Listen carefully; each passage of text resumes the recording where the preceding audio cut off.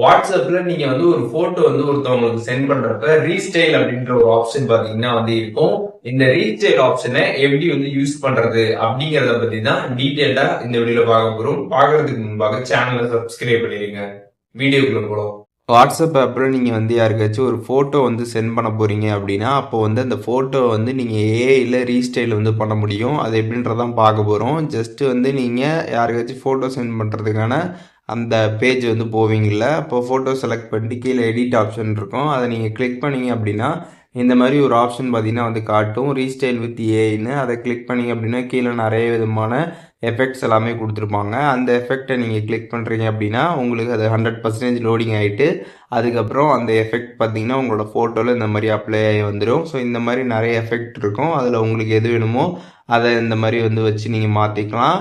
And அதுக்கப்புறம் பார்த்தீங்கன்னா வந்து இதில் எடிட் அப்படின்ற ஒரு ஆப்ஷன் பார்த்தீங்கன்னா வந்து கொடுத்துருப்பாங்க. ஸோ இப்போ நம்ம பார்த்தது ஸ்டைல் ஆப்ஷனு. இப்போ பக்கத்துலேயே பார்த்தீங்கன்னா எடிட் அப்படின்ற ஆப்ஷன் இருக்கும். அந்த எடிட் ஆப்ஷனை நீங்கள் கிளிக் பண்ணுறீங்க அப்படின்னா அதில் டிஸ்கிரைப்னு கொடுத்துருப்பாங்க. அதை கிளிக் பண்ணிட்டு நீங்கள் அதில் ஏதாச்சும் ப்ராம்ப்ட் வந்து டைப் பண்ணுறீங்க அப்படின்னா அது அப்படியே உங்களோட ஃபோட்டோவில் வந்து அப்ளை ஆகும். நான் பார்த்தீங்கன்னா இப்போ வந்து ஆட் பேட்ஸ் இன் ஷோல்டர்னு கொடுத்துட்டு இப்போ சென்டு கொடுத்துட்டேன். கொடுத்ததுக்கப்புறம் பார்த்தீங்கன்னா வந்து இந்த மாதிரி ஷோல்டரில் பார்த்தீங்கன்னா பேட்ஸ் இருக்கிற மாதிரி பார்த்தீங்கன்னா ஏஐ மூலிமா கிரியேட் ஆகி வந்துருச்சு. ஸோ இந்த மாதிரி நீங்கள் வந்து பண்ணிக்கலாம். அண்ட் அதுக்கப்புறம் பேக்ரவுண்ட் ஆப்ஷன் இருக்கும். அந்த பேக்ரவுண்ட் ஆப்ஷனை கிளிக் பண்ணி உங்களுக்கு என்ன பேக்ரவுண்ட் வந்து உங்களோட ஃபோட்டோவில் சேஞ்ச் பண்ணணும்னு நினைக்கிறீங்களோ அதை நீங்கள் வந்து கொடுக்கலாம். நான் இப்போ வந்து சேஞ்ச் பேக்ரவுண்ட் லைக் ஃபாரஸ்ட்னு கொடுத்துட்டு இப்போ சென்டு கொடுத்துட்டேன்.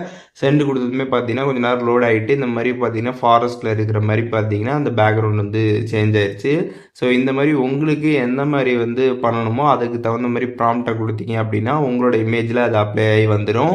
அண்ட் அதுக்கப்புறம் இதில் அனிமேட்டுமே நீங்கள் வந்து பண்ணிக்கலாம். அனிமேட் அப்படின்ற ஆப்ஷன் இருக்கும். அந்த அனிமேட் ஆப்ஷனை கிளிக் பண்ணுறீங்க அப்படின்னா அந்த ஃபோட்டோ பார்த்தீங்கன்னா வந்து அனிமேட் ஆகிற மாதிரி ஒரு கிஃப்ட் மாதிரி பார்த்தீங்கன்னா நீங்கள் வந்து ரெடி பண்ணி சென்ட் பண்ணிக்க முடியும்.